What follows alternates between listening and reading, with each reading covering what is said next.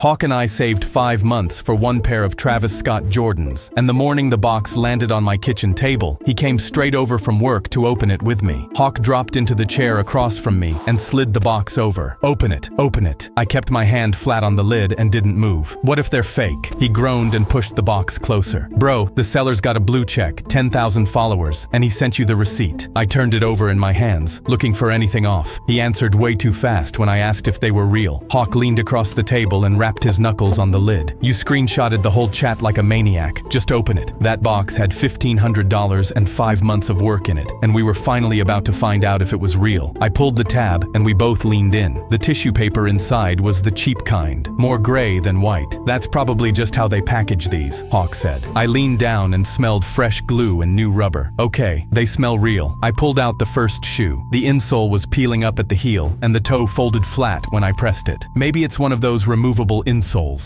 There was a letter missing on the heel too, but Hawk shook his head. Misprints happen. There's no way these are fake. I reached in for the second one and turned it to the light. Where the jump man should have been, a little man was swinging a baseball bat. I held it up between us, and neither of us said a word. I grabbed my phone. I'm sending him a photo right now. I opened the messages, but the chat was gone. His whole page was gone too. The blue check, the followers, all of it, like the account had never existed. So I pulled up my screenshots and zoomed in on the receipt he'd sent me. Hawk, look at the store name. It was missing the exact same letter as the heel of the shoe. He'd photographed the fake and handed it to me as proof, and I'd saved it as evidence that he was real. Hawk had cleaned his uncle's shop all winter for his half. I'd bagged groceries every weekend since spring for mine, and all that work was sitting in 2 fake shoes and a screenshot of the man who took it. At the carnival's ring toss booth, my 9th ring landed on the peg and the crowd lost it. My little sister was on her tiptoes pointing at a giant stuffed gopher, her eyes glowing. 10 in a row got you anything off the top shelf, so one more ring and that gopher was hers. The guy running the booth leaned across the counter. Tell you what, kid, land this last one and I'll throw in a fresh strip of tickets on top of the prize. Miss it and I keep the rest of the tickets in your pocket. My sister was bouncing. I couldn't say no in front of her without looking like I was about to miss. I picked up the 10th ring. The crowd hushed as I lined it up. The ring left my hand, just like the other 9, and I knew before it was halfway there that it was going on. The guy knew too. His hand came up over the counter and he swatted the ring out of the air. It clattered down somewhere behind the counter. He straightened up and held his hand out for my tickets. Doesn't count. You flinched. The crowd gasped. I handed over every ticket I had while the whole crowd watched, and he tucked them away smooth, like he'd done it 100 times. A dad near the front spoke up. The kid landed it. Everybody saw it. The guy didn't even turn around. You want to be next? I'll have you walked off the lot. He picked up a ring and tossed it lazily onto one of the small pegs without looking. See, kid? That's how it's done. My little sister stopped bouncing. She reached for the gopher one more time, tears forming in her eyes. I couldn't look at her. Then he reached up and grabbed the gopher by the ear, wiggling it at my sister. Say bye to your prize, sweetheart. But the gopher didn't budge, and the whole board creaked, tipped forward, and slammed face down on the counter as he jumped back. The back of the board was facing the crowd now, and every prize on the top shelf was zip-tied to it. Nobody ever won that gopher. It was never coming off that board, and any kid who made the last ring got swatted and called a flincher, just like me. A mom pushed to the front holding her son's hand. He did the same thing to my son an hour ago. Said he flinched. The dad was already yelling. Phones went up all over the crowd, and a manager shoved through and roped off the booth. He made the guy hand back every strip in his pocket, then cut the gopher free and passed it over the counter to my sister. She wrapped her arms around it, and it was almost as big as she was. They walked the guy off the lot, and I called after him. That's how it's done. The gopher's silly grin followed him the whole way, tongue sticking out. 6 of us were holding hands around a Ouija board in Kayla's basement when her golden retriever pushed the door open, and we all started screaming like we were being murdered. We'd been down there an hour trying to summon her dead great uncle, taking turns sliding the little pointer across the board, while 2 candles Kayla swiped from her mom's bathroom flickered on the carpet. Kayla kept glancing at the stairs and whispering, "If my mom sees her candles down here, I'm dead." Brandon kept saying we needed to do it right, or the ghost would get mad, so we held hands and chanted the name over and over. An hour in, my foot was asleep, and nothing had moved. Megan whispered, "Maybe ghosts aren't real," and that's when the door creaked. Brandon's eyes got huge and he yelled, "He's here! He's actually here!" Megan, who 10 seconds ago didn't believe in ghosts, shrieked and yanked her hands out of the circle, knocking a candle straight onto the rug. The corner lit up fast. I tried to stomp it out, but my foot was still dead asleep, so I went down sideways on top of Jordan, who was already crawling for the stairs screaming for Kayla's mom. The smoke alarm started going off. Everyone screamed louder, and Brandon was sobbing. "It's trying to kill us. house. I grabbed a couch cushion and beat the fire out on my knees, and that's when something warm and furry pressed into my back, breathing right behind my ear. I screamed the loudest scream of my entire life and threw my elbow back as hard as I could. The dog yelped and snatched the pointer off the board in his teeth right as Kayla's mom came pounding down the stairs in her robe, yelling, "What is happening down here?" She flipped the lights on, and there was Cooper, the golden retriever, sitting in the middle of the burnt rug with the pointer in his mouth, wagging his tail like he'd won something. Her eyes went from the candles to the rug to the dog to the six of us pressed against the wall, and she said, "You guys were scared of Cooper?" Brandon was still hiccuping when he pointed at the board and said, "The pointer flew across the room on its own." I didn't correct him, and neither did anybody else. I saw a man running down the beach with my 5-year-old in his arms. I screamed her name while running after him. "Delphine!" My wife threw the cooler aside and followed. The man kept yelling, "I'm taking her with me. No one's letting her in the water." I was sure that he was dangerous, and I figured I only had 3 minutes before he made it to the parking lot. I ran until my lungs burned and tackled him into the sand. I had to stop myself from killing him on the spot. He cried, "Please, don't let your daughter go near the water. Let me take her with me and keep her safe. Please." I had no idea what he was talking about, and just when the officers were about to cuff him, he broke free of their grip and sprinted back into the ocean. I was so shocked that I didn't know what to think. Why was a man who tried to kidnap my daughter sprinting back into the ocean? And when I looked where he was running, I saw 2 kids in the ocean screaming from fear. But they weren't screaming because of him. It was because the ocean tide was so strong that it was dragging them towards the cliffs. "Help!" they screamed. He screamed back, "I'm coming to save you! Don't worry!" None of us knew what to think as he swam straight towards them. In minutes, he was able to push both kids to the sand.